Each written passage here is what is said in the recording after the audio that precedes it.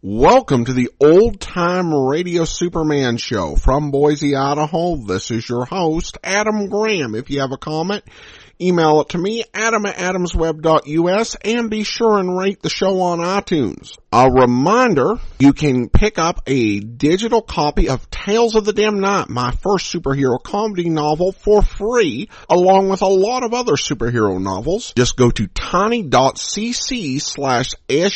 giveaway. That's tiny.cc/SUP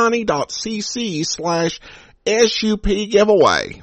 Well, now it's time for today's episode of Superman. The original air date, August the 20th of 1948. And I should warn you that there is some sound quality issues in this episode, but let's go ahead and take a listen.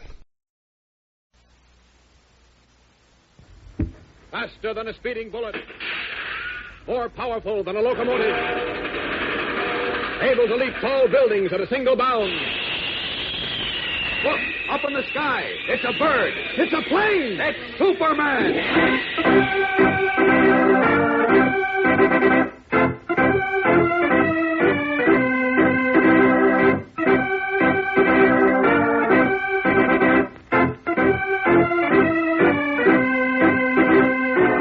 Yes, it's Superman, strange visitor from the planet Krypton, who came to Earth with amazing physical powers far beyond those of mortal men, and who, disguised as Clark Kent, mild-mannered reporter for a great metropolitan newspaper, wages a never-ending battle for truth and justice.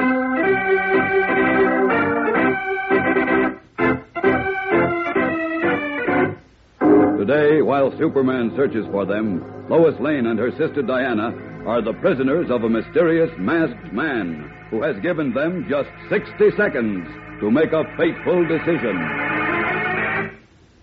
Oh, Lois, what'll I do?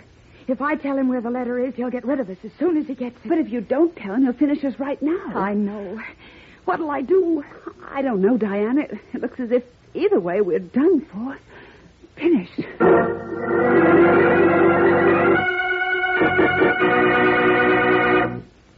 Gang, ever hear of a boat called the Titanic? Well, it was once very famous, and every school kid knew that the Titanic was the biggest, fastest passenger liner in the world. So big that she carried more than 2,000 persons on her maiden voyage across the Atlantic 36 years ago. But she never completed that first voyage.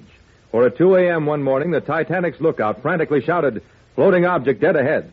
Then there was a crash, and in a matter of minutes, the world's biggest liner sank to the bottom. Over 1,000 lives were lost in that sinking. Do you know what sank the Titanic? An iceberg, that's right. She'd struck a huge floating mountain of ice, and it crushed her like a toy boat in a bathtub. Now, you wouldn't think an iceberg could be so dangerous. But they are, because the biggest part of them isn't visible. Actually, 4/5 of an iceberg floats beneath the surface. Well, gang, that demonstrates that hidden dangers are often the trickiest, most deceptive kind, because we can't see their true size and shape. For instance, in our ordinary daily lives, racial and religious prejudice may not always appear on the surface. As you know, troublemakers who spread bigotry like to work in a sneaky, underhanded way.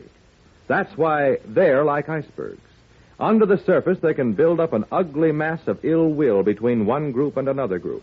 That, like an iceberg, can cause a serious catastrophe. So we've got to be lookouts, all of us, like sailors in a crow's nest of a ship. We've got to keep a watch for those telltale signs of danger ahead. And when we see them, sing out a warning.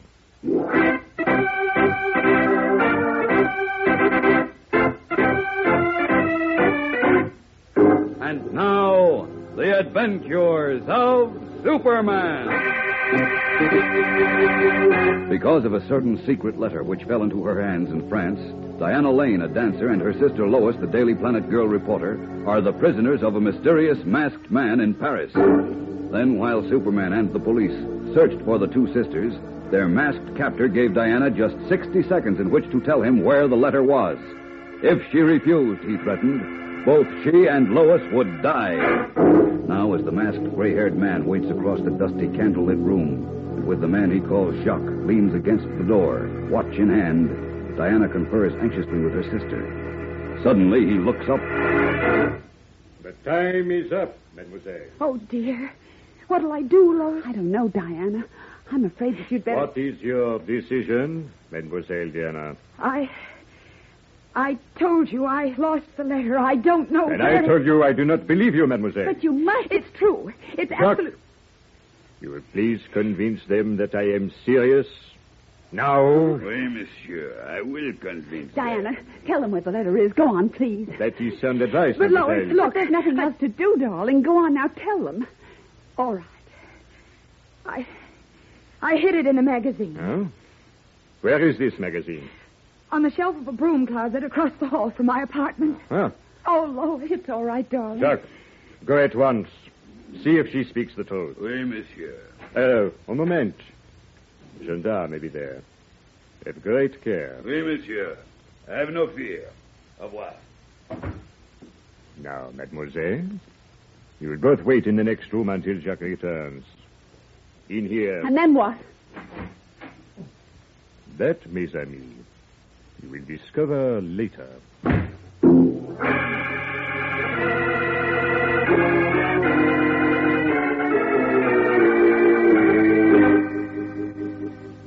Haven't you found even a trace of them yet, Captain? I assure you, Monsieur Kent, everything possible is being done by the police to find Mademoiselle Lois and Diana Lane. I realize that, Captain Dulac. You are anxious, I understand, but we shall find them eventually. Have no fear. We've got to find them now before it's too late. Yeah. It isn't too late already.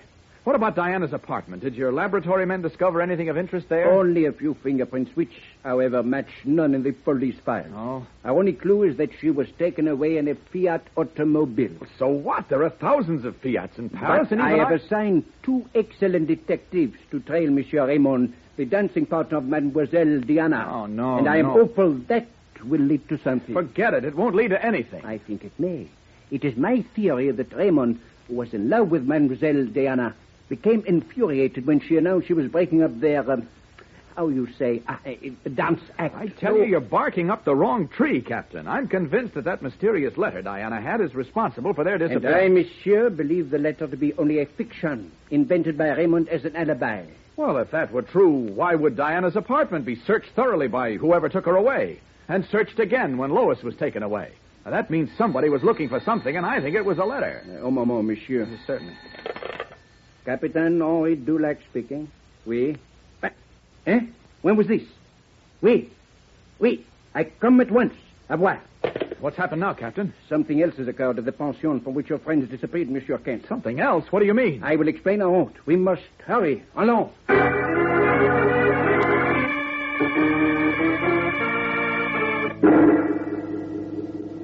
Tell Monsieur Kent and me what happened, Corporal Lambert. Oui, mon capitaine.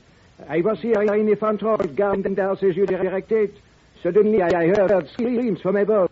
I raced upstairs to the top floor and found this one, the chambermaid, screaming with her mouth open. Stupid. How else could she scream? You, madame. Who are you? You see the name, Monsieur Capitaine. I'm employed by the concierge to clean the halls and attend to the apartment. Bien. Tell us what occurred.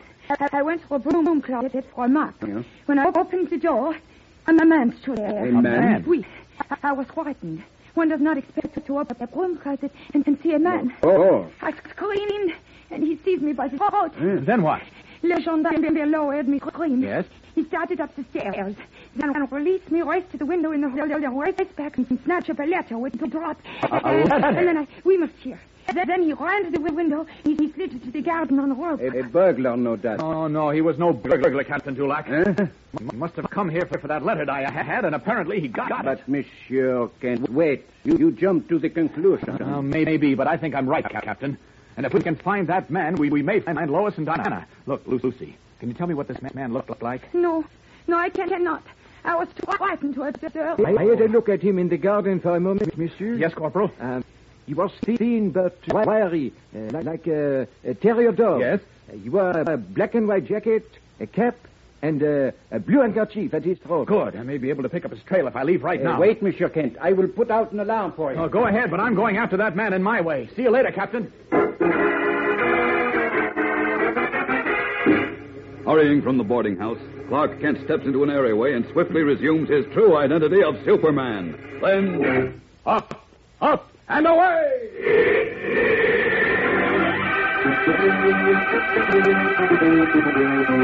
The Man of Steel rockets up into the sky to search for the man he believes can lead him to Lois Lane and Diana.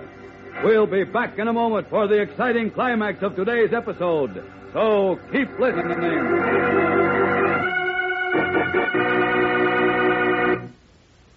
Gang, any farmer, that is, can tell you a mighty good way to frighten crows out of a cornfield. And that is to take an old hat, a coat, and a pair of pants, stuff them with straw, then prop them up on sticks. Well, when he sees that, Mr. Crow won't attempt to eat corn.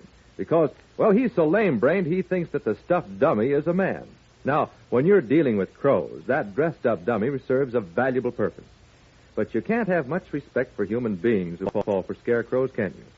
Well, there are lots of people who do. For instance, you know and I know that there's no such thing as a type among people. We know we must judge human beings as individuals. Now, a fellow may have a certain outstanding physical characteristic, or he may belong to a certain religious faith. But that doesn't make him typical. That is to say, just like everybody else of his race or religion. Well, the troublemakers who want to stir up hatred have a neat trick. They create a dummy, or let's call it a scarecrow, an imaginary figure that's not real at all. Then they give this straw man a fake label, and they tell any dope who'll listen, what you see is a typical member of this or that race or religious group. Get that? Well, as I said before, some people aren't any smarter than crows. If you can get half-wits to believe a scarecrow is real, you can make them believe most any old rubbish. Don't you fall for balderdash like that, gang. Make sure you are smart enough to spot the difference between what's real and what's phony. When you run across someone who doesn't know the difference, point it out. Make it plain. Yes, it's your duty as a good American.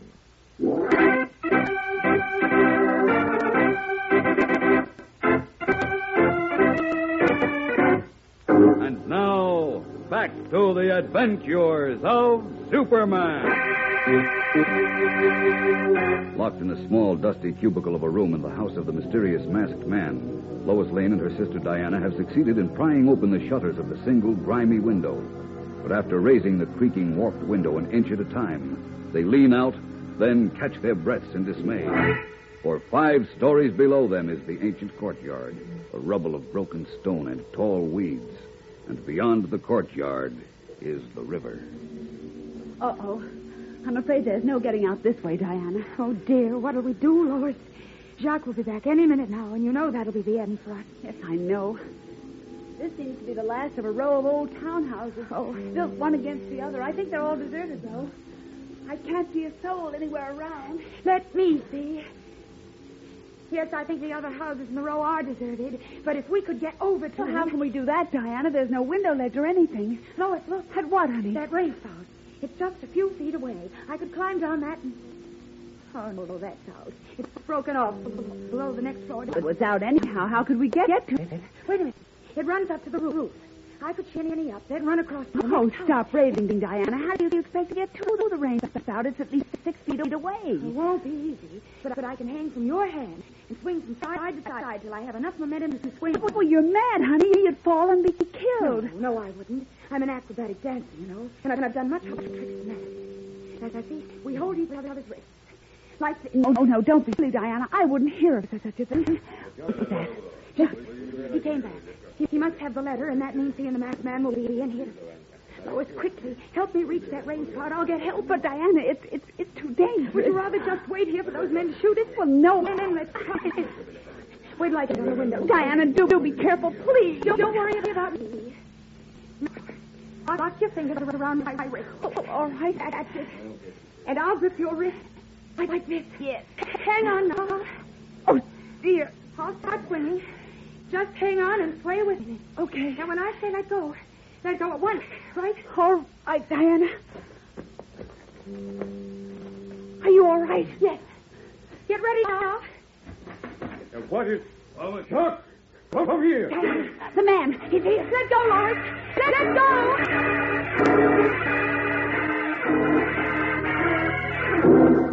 As the masked man and Jacques, his henchman, rush into the small room, Lois, at the command of her sister, releases her wrists. and watches helplessly as Diana flies past the window toward the rain spell passing through the outside wall. What will happen to Diana takes this spectacular risk to save her sister Lois's life and her own? As Superman set out on Jacques' trail is as yet nowhere at hand. Well, for plenty of thrills, action, and excitement, be sure to hear Monday's sensational episode, fellows and girls. Tune in, same time, same station, for Chapter 6 of The Mystery of the Letter on The Adventures of Superman.